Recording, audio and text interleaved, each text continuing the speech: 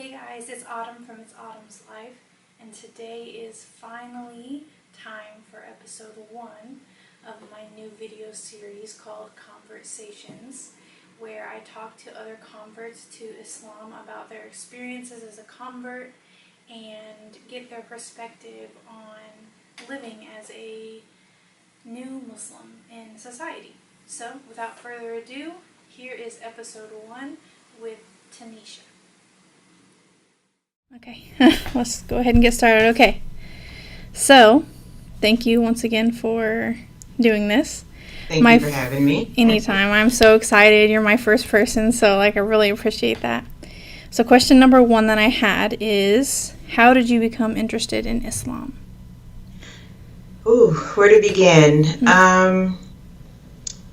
I very first started getting interested in it as far as acknowledgement, and educating myself on it was in 2010. Mm-hmm. And I saw more and more hatred about it. Mm-hmm. And I believe it was 2010 because there was a guy down in Florida that was trying to do this ban or burn Quran thing, and I seen it on the news, and I bawled. Mm-hmm. I was like, why would anyone want to do this to the holy book? He's supposed to be a man of God, respect all other faiths, So, I literally sat on my sofa and I bawled, and I'm like, what is so bad about Islam?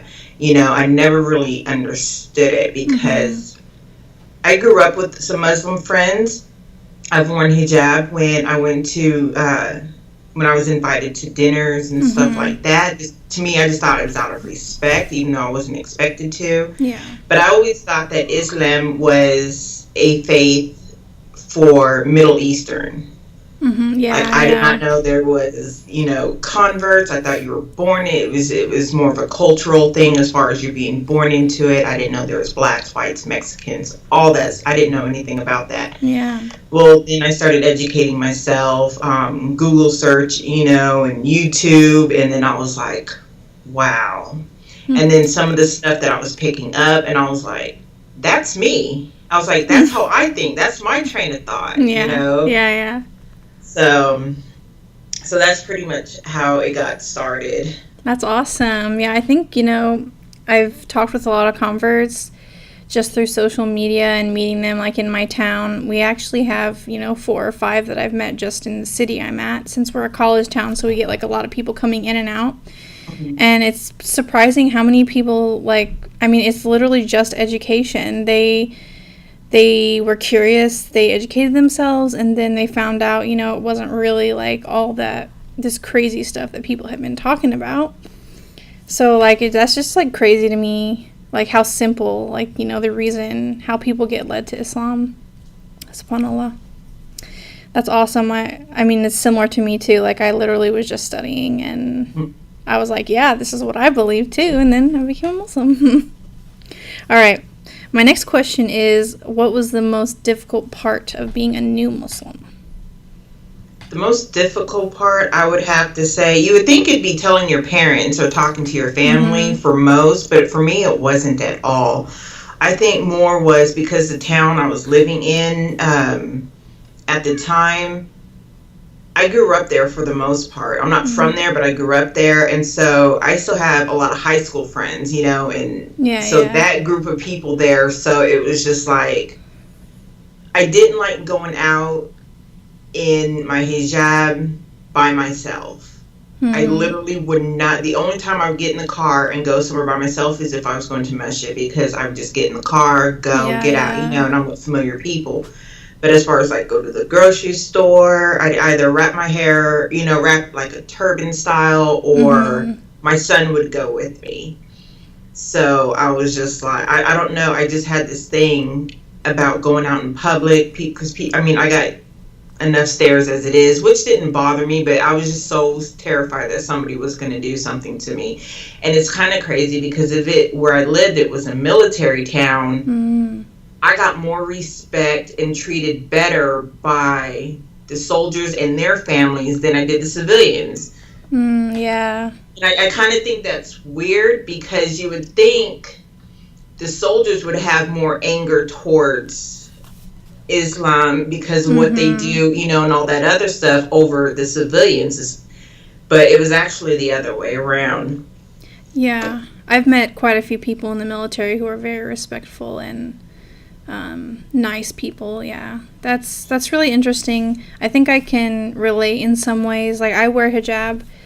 Uh, I was wearing it all the time back then. I did now, but I do feel uncomfortable sometimes. Like if I wear an abaya, like I will feel a Hmm. little bit uncomfortable going out because I don't know. It's just very different. So people look at you kind of weird, and they might say something, or you have that fear in you that something might Yeah. happen. Yeah, but if I'm wearing more Western style clothing, which usually I do, just because that's my personal style. But Hmm. sometimes like you're lazy, maybe you want to like throw on a baya real quick and like roll to the grocery store. Like I don't feel comfortable doing that, and even my husband will, doesn't feel comfortable with me wearing that kind of clothing and going out by Yeah. myself. Like if I'm with him, yeah, maybe he's okay, but not by myself. So yeah, I totally can understand like how that can be difficult, especially if you don't have a huge community there, Right. because you just feel so different. And even if people don't mean to, like stare out of something bad, they're just like, "Whoa, what is that?" It still feels Hmm. weird and uncomfortable. Yeah. Yeah, so I totally understand that. So, thinking back to when you first converted, is there anything that you wish you knew back then that you know now?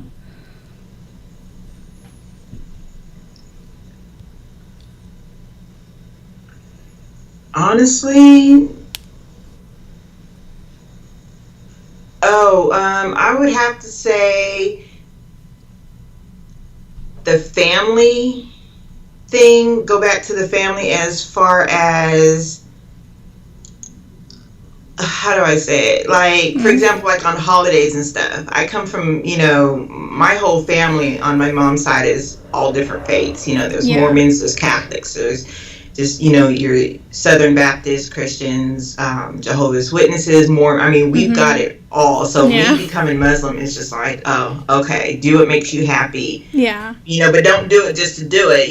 Make sure you follow through. Yeah. And Yeah. and you stick with it, which I have, alhamdulillah. Yeah. So Alhamdulillah.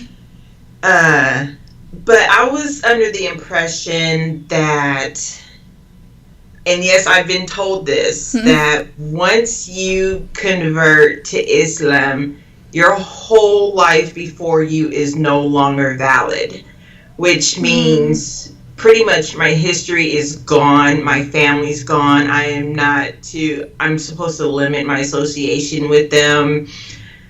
And I mean, I was literally told all this stuff at the time. So it did kind Wow. of deter me, Mm. a little bit. But then that's when I Yeah. started learning more and more. And then I started thinking, I was like, this is between me and, in Allah subhanahu wa ta'ala, not between anyone else. My family's very respectful. Like, I don't get Yeah.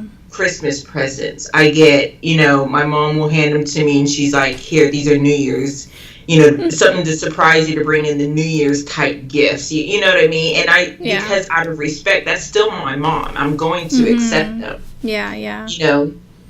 So, but I've been told quite a few things. And then I found out that after, doing my own education on it, Mhm. that Yeah. it wasn't done. I think that's like sometimes pretty common too, because converts feel a connection to the religion, but then once you start getting people involved, there's just so many different cultures and mindsets. There's a lot of conflicting information that can be given. It's not necessarily like something that's from Islam, it's just something that they believe or they Hmm. think. So I think that, yeah, like you said, it can be like a deterrent because it doesn't really mesh with what you're thinking. And alhamdulillah, it's not true. You don't have to get rid of your family and like totally ice them out because you became a Muslim. Like, to the contrary, family is so important in Islam. So yeah, I think I have a feeling in the future interviews we might be hearing some similar things with those kind of things that people deal with. So how long have you actually been a Muslim now? Since 2012, May. 2012. So about 5 5 years. years. Wow, A little over five mashallah. years. That's great. That's awesome.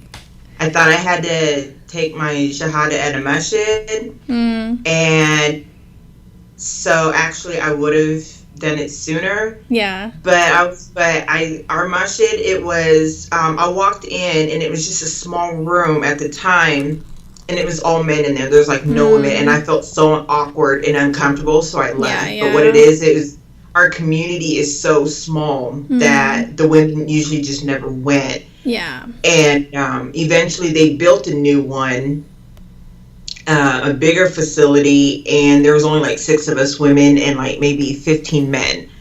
So it's still a small community, but at least the women were still able to go.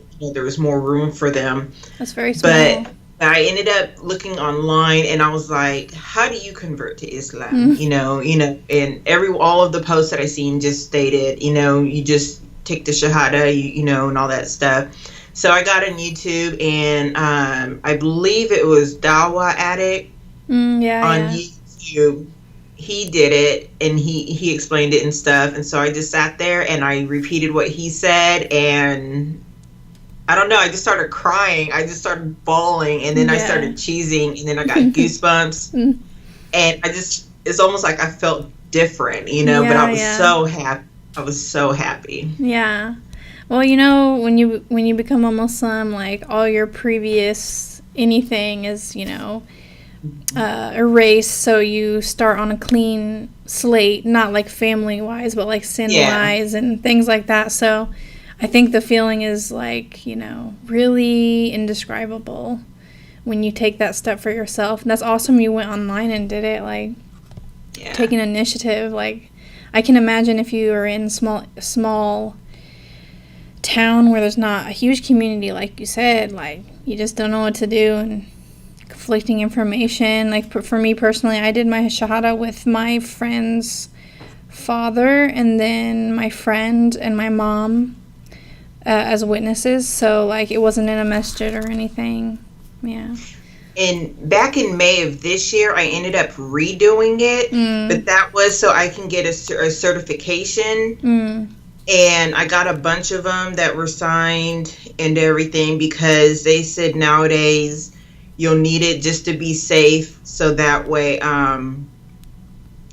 for example, if I go get my driver's license, I'm not wearing hijab just to wear it. If needed, because some places apparently they require validation, so at least I have that, but generally though it was 2012, May 26th, actually 2012. Nice. Yeah, I had to redo mine too when I got married, because they needed like proof that I was Muslim. So yeah, it's crazy. But in your heart, Yes. I remember when I was doing it, I had already been Muslim for several years now. They were asking me all these questions, like, and I was just like, I've been Muslim for years. Like, this is not new to me. Like, they were treating me like a baby Muslim who didn't know anything, and it was just funny. It was real funny. So, what sorts of struggles do you deal with, and how do you cope with them? My struggles is getting out in the community. Since I moved from Oklahoma to Washington State, and the community is much, much bigger here. But I want to get out, I want to meet, I want to get involved. But at the same time, I'm very shy. I'm an introvert. Yeah. I'm like I'll make plans to do something, and sometimes I'm at the, last minute, I'm like, I can't do it.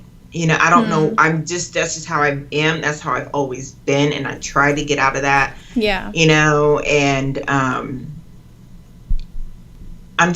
not good at communicating sometimes, That's why I was kind of glad you sent me a pre-thing. So I kind of prepared myself a little bit. Yeah. But just to get out there into the community.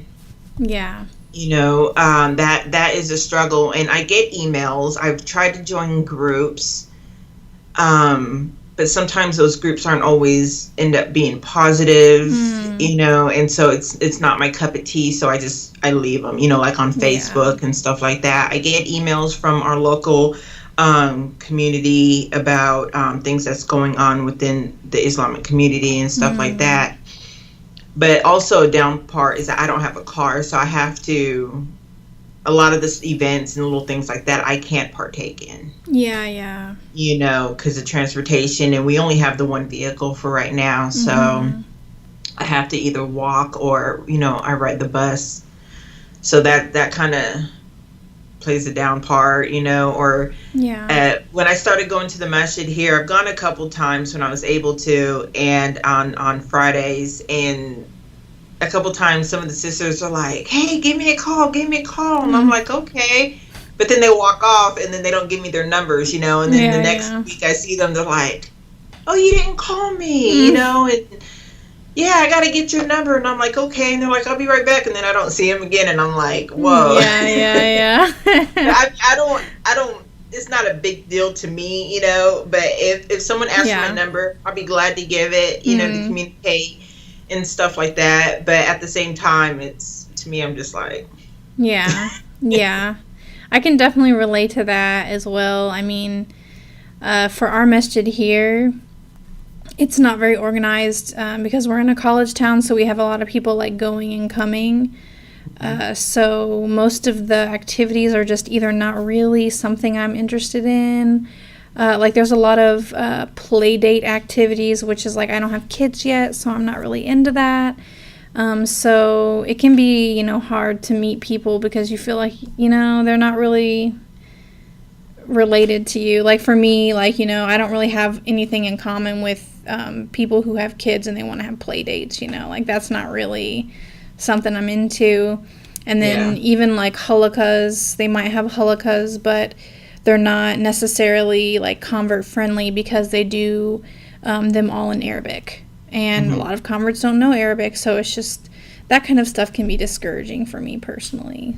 Just like you want to do those kind of things, but it's just not the best environment for a convert. Yeah, that's like my past, life. There was clubs and alcohol and I wasn't never really a drinker. Like maybe once every 2-3 months or something, I might have a little something, but that's just how I was at the time. But I used to go out dancing a lot, the music and the clothes, all that stuff, and then now it's like you said, the play dates and stuff, and I'm like, my child's 20 years old. He's in college, so it's I don't really have nothing in common, or people want to get together and collaborate on like videos and like little things like that, but it all involves like arts and crafts for Eid and, and Ramadan, but it's for small kids. And I'm like, I know ideas because I used to be a preschool teacher, but I don't have any small kids. So it's just not, participate with me. Yeah. I think a lot for the women's activities, it's pretty common to just be like child-centered, especially if they're smaller mosques. They just don't have a lot of activities. Our mosque is starting to do better, but like I said, I relate to what you're saying because it's just like people are in their own lives and they say they want to do something, but then they're, you just don't hear from them again, or they're just too busy with their kids and with their whatever they're doing. So it can be hard to forge relationships, and I think it gets harder as you get older. Like when you're young, like you don't have a lot going on, so you can easily just hang out and just meet new people and not feel like awkward or weird about it.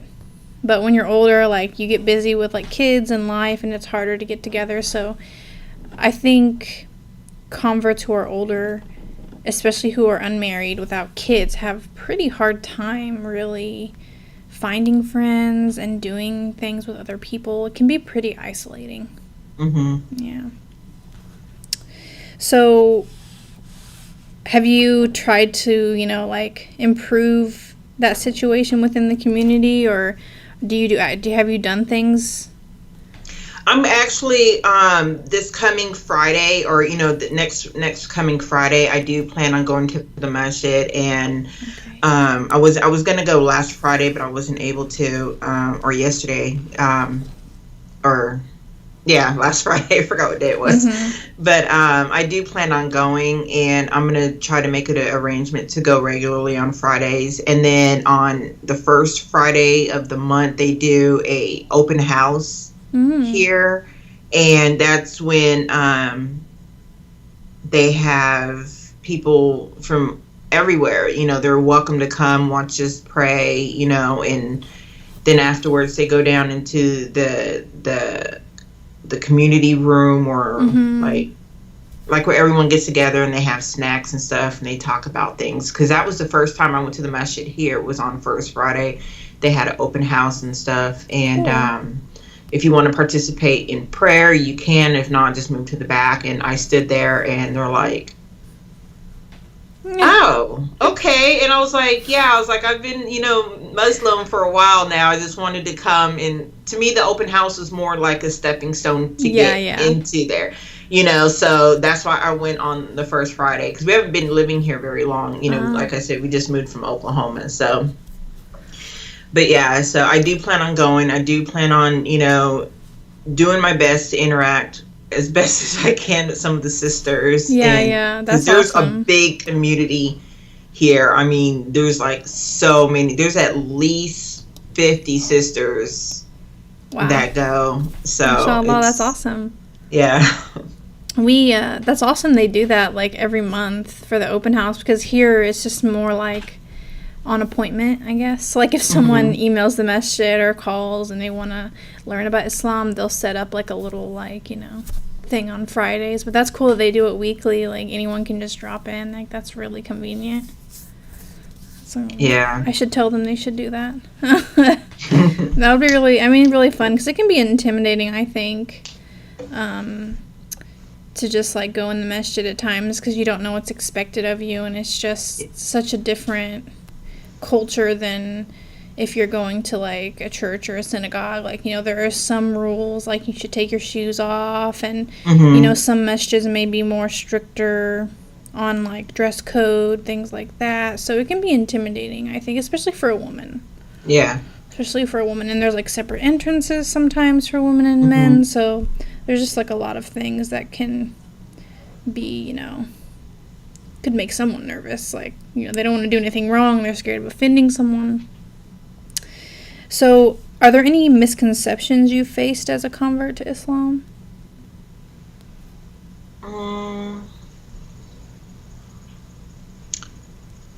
I've had a lot of people think that I converted because I got married. You know, I'm pretty sure. I think that's a misconception like for a lot of people. Might be number one. I was told, oh, so then where are you from? And I'm like, California. Yeah. And they're like, no, where are you from? And I'm like, my mom's leftovary. I was like, I don't know, you know. I just kind of try to throw in some humor and stuff in there. Yeah. But they just look at me and they're like, but you're Muslim. And I'm like, yeah. And they're like, but you're black. Yeah. I was like, yeah.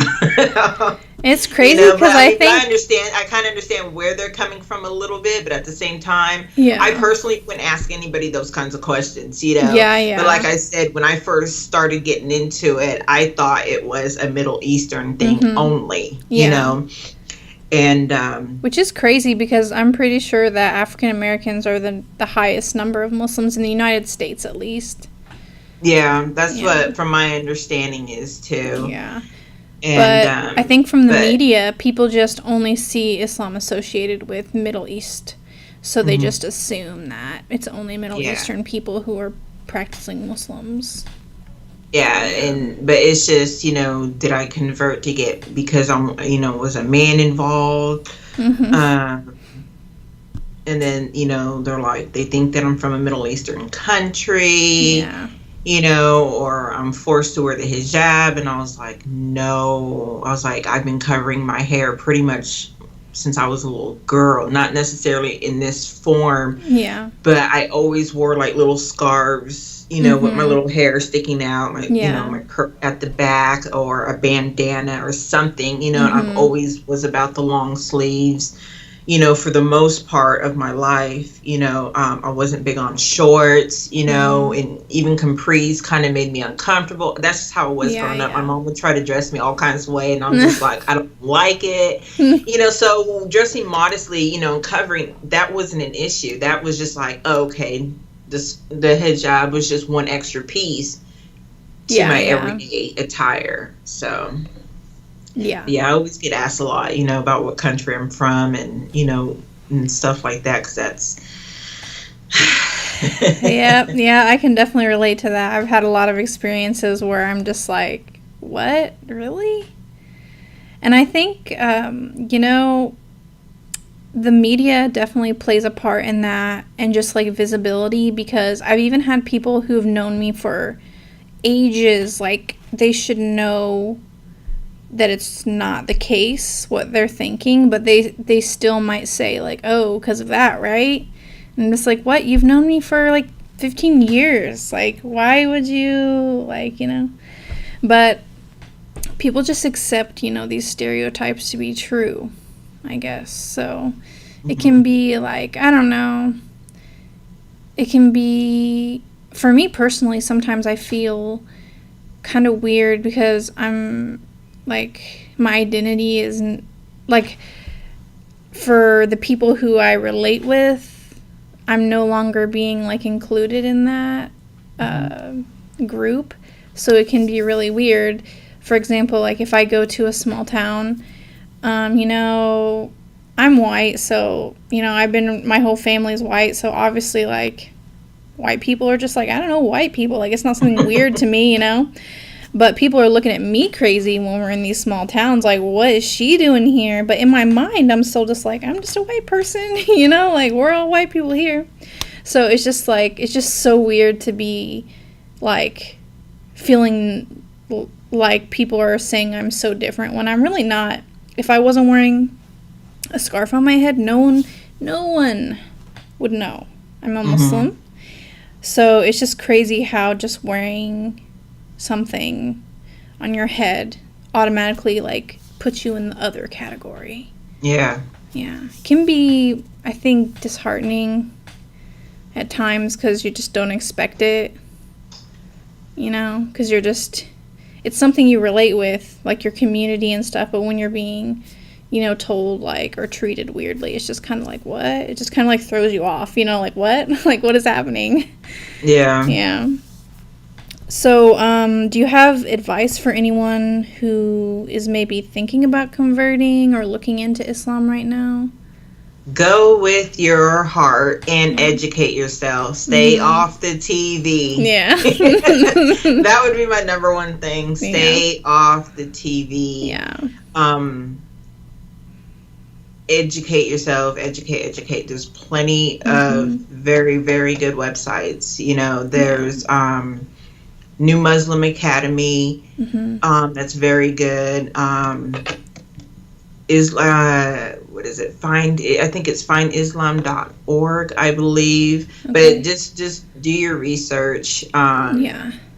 and be specific in what you're searching for, so that Mhm. way the proper things will come up. Yeah. And because at first I was just typing in stuff, and then it was like all these negative things, and I was like, Mhm. oh wait, that's not right. That doesn't seem right. So I Yeah. did Yeah. further research and stuff. But I don't have uh cable, so I use like Netflix if I feel like watching a movie or something like that. Mhm. But, and it's been like that for at least about almost 10 years now. So Yeah. I don't really know what's going on in the world unless I'm on Facebook and the news feed pops up, or Mhm. Yeah. some Yeah. or some random search. But generally, though, just go with your heart. Educate. Yeah. And just don't go don't if someone tries to say, oh well, this and this, because this is how it is, Mhm. and they'll try to point off a snippet of the Quran. Yeah. But I've seen that done, and I've opened up the Quran, and then all of a sudden I'm like, but they didn't finish reading it. Mhm. They only you can't pick and choose what part you want to bash. Yeah, yeah. There's a whole segment there of positivity, but that one little phrase is what you're going to try to throw in my face about how bad Mhm. Islam is. Yeah, Yeah, yeah.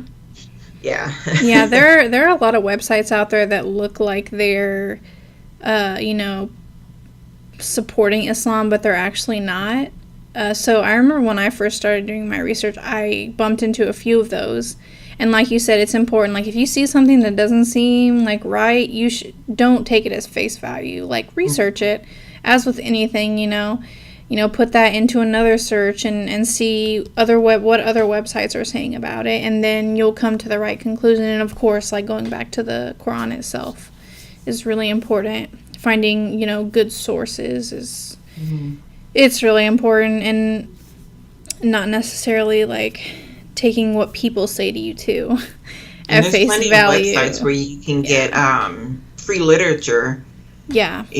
So I've got so many books over on my shelf Mhm. that some of them may be, like me being in the States, a lot of them came from like India or other Yeah. countries, but I still got them and they were free, Mhm. and Yeah. some of them I kept, some of them I passed down. Um, Given away so that way others can read them. I've sent some to my mom because my mom's always has questions, about Mhm. Islam and stuff. And she's like, well, on the news, this, and this. And then I'll explain it to her, and she's like, okay. She goes, yeah, that makes more sense. She goes, I don't necessarily, I mean, my mom doesn't necessarily go off of the news, but she might hear something, Yeah, yeah. and so she'll ask me about it. And if I can, properly answer her, then I'll be glad to, Yeah. or guide her in direction Yeah. for the correct answer. Yeah. That's awesome. And I think, you can Google those free websites where you can get free Islamic literature. There's a lot of them out there, and I think even if you live in a community where you have a pretty sizable Muslim population, you can probably just go to a masjid and ask them to give you a Quran, and I think most of the time they'll give you one if they have Mhm. the ability. So that's always an option too. Yeah, that was good advice. I like that. All right, so my final question is, how can Muslims support converts? Be understanding, be Mm-hmm. patient, with my experience personally, that now that I'm Muslim, that I should know how to do all this stuff. And I don't. I'm 5 years in and I'm still learning things. I take criticism very well, but it's not what you say to me, it's how you say it. Mm-hmm. That's my favorite motto to anything. It's not what you say to me, it's how you say it. It's your tone, and I've been chewed on so many times and nitpicked so many times, and that was just online, Yeah. so and Yeah. that's what I don't get. It's like if I go and ask a question, then, oh, well, you need to do this, and you should do that. And I'm just telling you because I know, I've been, and some of it's from converts, so it's like Yeah. I've been Yeah. doing this since I've been a convert for 10 years, so I know, and I get Yeah. stuff like that. Yeah. And then other converts or Muslims are getting in on the conversation. And I'm like, it was just a question, Yeah. like yes or no, or is there a link, or, because I'm not finding it. But just be patient with us, because we are Yeah. still learning. If we have a question, it's just, and if you can answer, just answer it, Mm-hmm. if you can't, can you guide us? Don't assume Yeah. that just because we wear the hijab that we're automatically knowledgeable of everything, because we're not. Yeah. I just think patience is very important. Yeah, I agree. I think even not even with converts, just Muslims with born Muslims too. Sometimes manners can be a big issue. Even, like you said, even online, like, sometimes I get some crazy comments too on my social media where people are just so, like, bluntly rude about how they advise you, which, that's a turnoff. And it's not, the Islamic way of doing things either.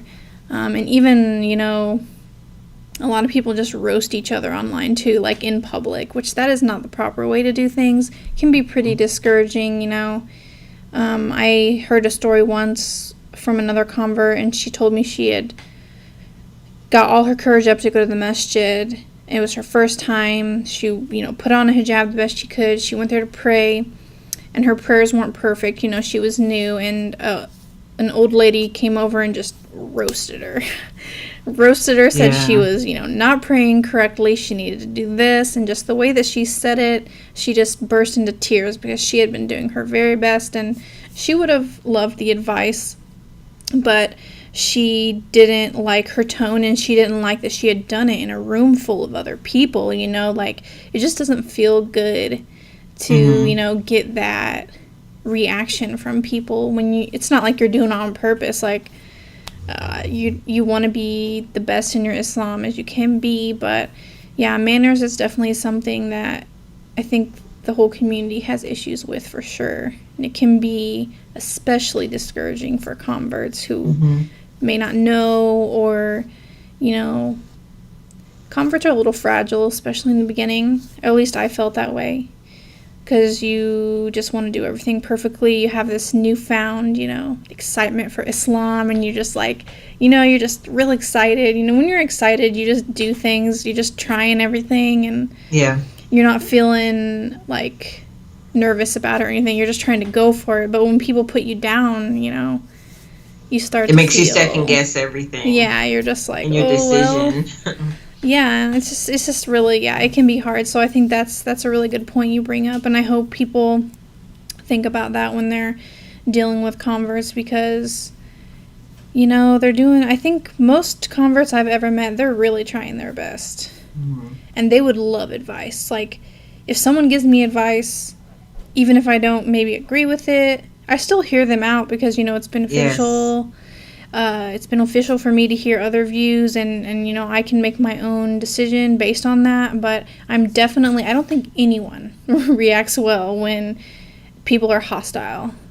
You know, it just makes you want to shut down. Even if it's beneficial, maybe they're saying something beneficial to me, but if they're coming at you in like a hostile way, you just want to shut down from the beginning and be like, no, you're hostile, and that makes me want to go exactly against what you want from me. So that's how I get sometimes, or I was sometimes on, and what's sad is that's how I was with social media. I let social media as complete strangers get the best of me. Yeah. And there's times where I've been put down and just ranked over the coals so bad, and despite it's the internet, I still have feelings, and it just hurts, you know. And it does. And I take it to heart. And there's times where I'm like, nope, I'm done. I'm done. No more hijab for me. But I'm still Muslim at heart, you know, and stuff. But then I'm like, and I've actually, you know, I take it off, you know, and stuff like that. But then it got to a point where I'm like, screw them, you know. Excuse me, but I'm like, screw them. I was like, why? I don't even know these people, you know. There's this computer hackers, you know, keyboard chompers and. Yeah. But at the time when you're reading something, I'm just like, you know, I'm just kind of taken back that people can be so harsh, you know, especially to complete strangers, people they don't even know. But now I'm just like, whatever, you know, when I got to go to the store, whatever, you know, I wrap up and I go by myself, no problem. I don't know. I just feel more comfortable here. And I think it might be because it's almost like a clean slate now that I've moved and nobody knows me. I'm not going to run into nobody, you know. So I don't know if that's what it is, but yeah. Yeah, I've had some crazy comments on my Instagram a few times. And it's, I don't know, just because it was coming from Muslims, I felt really weird about it. Like, we're all Muslim, like, this is not the way to do something like that. But, you know, it's, you just have to take it with a grain of salt, and you know you're doing right by you and what you're supposed to be doing in religion, so you can't really, like, let that bother you, because, my gosh, if we followed what everyone wanted us to do, we would never be able to do anything. And in the end, it has to be from us, because, you know, even I struggled with a lot of things. Like, I struggled with hijab for a while. It was hard for me, and just the opinions of people and going into the workforce and worrying about things like that. But in the end of the day, like I said, like, you got to live with yourself. And those people, like, literally, who are they? Like, Yeah. someone sent you a hate comment online. You're never probably ever going to meet them in your whole life.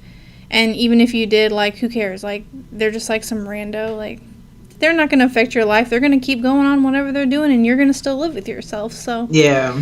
yeah, it can be discouraging, like, to put yourself out there. And I think, that kind of ties in with the Muslims advising converts too. Like, you put yourself out there and you just get all this negativity back when you're not, like, trying to be negative. It can be really hard. And it's not a Muslim problem. Like, if you look on comments all over YouTube and everything, there's some crazy, like, stuff that makes me, like, question humanity. Yes. Yeah, don't read the comments. But yeah, I think you brought up a really good point about that. Well, that is all my questions. I'm really so happy you came and talked to me about this. I'm excited to put this first episode up. Is there anything else you want to say, or you can tell people where to find you if they want to connect with you? Just stay true to you. If you want to convert, educate. Like I said before, educate yourself. If you have any personal questions, like for me or something, they can reach me pretty much everywhere at Tanisha Lynn. That's just one word. So. All right. Yeah, so I'm on YouTube. Just type in Tanisha Lynn, Snapchat, or not Snapchat, like Instagram, Facebook. Yeah, so. Okay, awesome. And I'll put all the links to where to find her down there. In the description. Yeah, in the description box below, so you can click on it and go find her everywhere. And seriously, thank you so much for participating.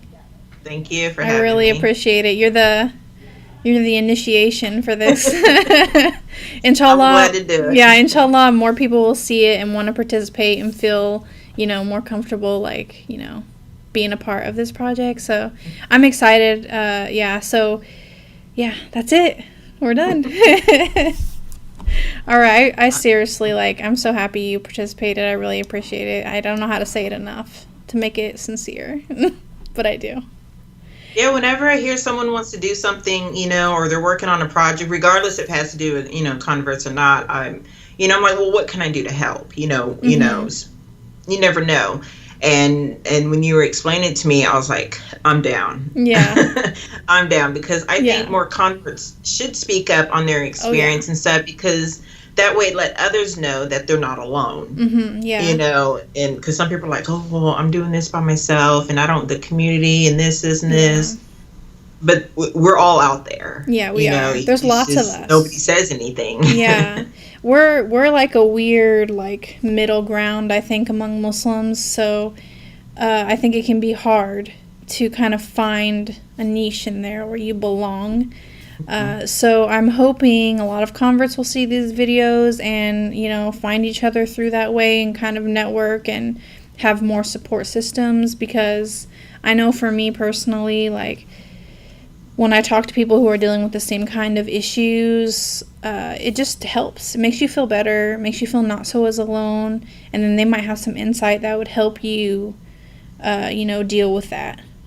Yeah. I've definitely gotten some great advice from other converts who are in similar situations as me, or they've maybe been converted longer than me, or even, new converts. They've, like, brought issues to my attention even that I hadn't even thought about.